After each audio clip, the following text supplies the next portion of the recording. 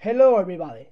We are a group of students of the University of Zaragoza, and as a part of our subject about fluid facilities, we have done some videos explaining the turbomachines. As we have explained in past videos, the turbomachine is a device whose charge to exchange energy between the fluid and the machine. In this video, we try to explain the principal parts of a turbomachine and their functions.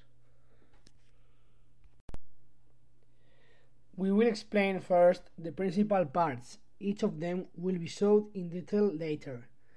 At the end, we will remember the parts, like a summary. There are four principal parts on a turbomachine. First, a rotating element, also known as rotor or impeller. 2. A stationary element called sometimes stator. 3. An input or output shaft. And 4. A housing. We can see a schematic cross-sectional view of a steam turbine showing the principal parts of a turbomachine. The fluid enters using the inlet and traverses the turbomachine. Then the fluid passes through the rotating element and the stationary element to the exit. All the turbomachine is covered by a housing. The rotating element. The rotating element's function is to absorb energy from the fluid or yield energy to the flowing fluid. It is a very important part of the turbomachine because it carries out the principal function of the turbomachine. It is known that the energy exchange is due to the exchange of momentum. The equations that show this process are shown in other video of this same group. At the image, we can see that the rotating element at the image called impeller consists on a plate with vanes, and for closed impeller, also a front plate or a shroud. It may be equipped with wear rings, back vanes, and balancing holes. You can find more information at the bibliography shown at the bottom. The rotating elements could be classified by their construction. The open impeller is nothing more than a series of vanes attached to a central core. An example of an open impeller is the conventional fan. The semi-open impeller incorporates a single cover at the back of the impeller. Now designs allow you to adjust the semi-open impeller without disassembling the pump. The closed impeller has a cover or a shroud on either side of the blades. This is the most common design found with ISO standard pumps and oil refinery applications. The rotating element could be classified also by the flux. Impeller types can be radial, axial, mixed flow, and peripheral, and are selected on the basis of the pump design on an application. The different flows are explained in other videos of this same collection. However, there are 4 images, each one of the 4 different types of impeller. Other parameters that are also important in the rotating element are the number of vanes. The number of vanes will affect the efficiency. In general, more vanes are more efficient.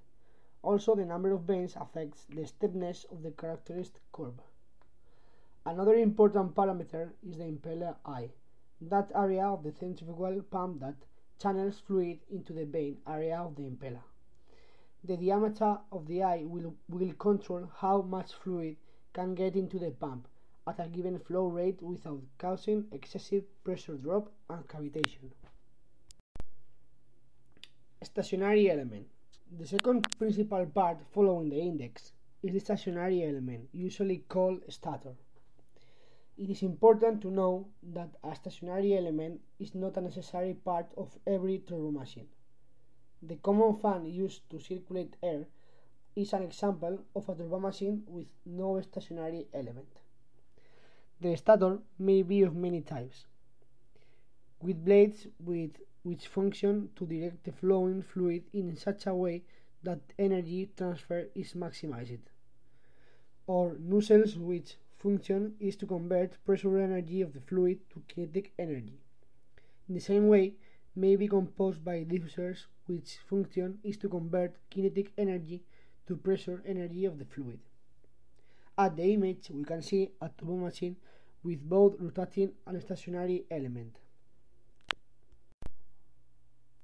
Input or output shaft. Other important part of the turbomachine is the shaft. If it is an input shaft, its function is to deliver mechanical energy to the turbomachine. If it is an output shaft, its function is to receive mechanical energy from the turbomachine in order to be used in other machines. At the image, we can see a shaft who delivers energy from the turbine, which produces mechanical energy to the compressor, which receives the mechanical energy. The housing. The last principal part of the turbomachine is the housing or casing. However, the housing is not a necessary part of a turbomachine. When present, it is used to restrict the fluid flow to a given space and prevent its escape in directions other than those required for energy transfer and utilization. The housing plays no role in the energy conversion process. The turbomachine that has a housing is said to be enclosed, and that which has no housing is said to be extended. Summary.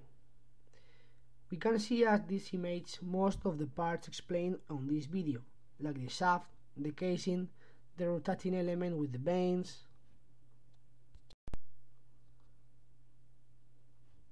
I wish you enjoyed this video. The Fluid Facilities Group is composed by the following students: Eduardo Almendro López, Aitor Cuellas Labella, Javier Edozain Vidán, Juan Escartín Diez, Eduardo Jiménez Escobedo, Juan Sánchez Salvador. Our teacher is Javier Blasco Alberto, and our university is the University of Zaragoza. Thanks a lot.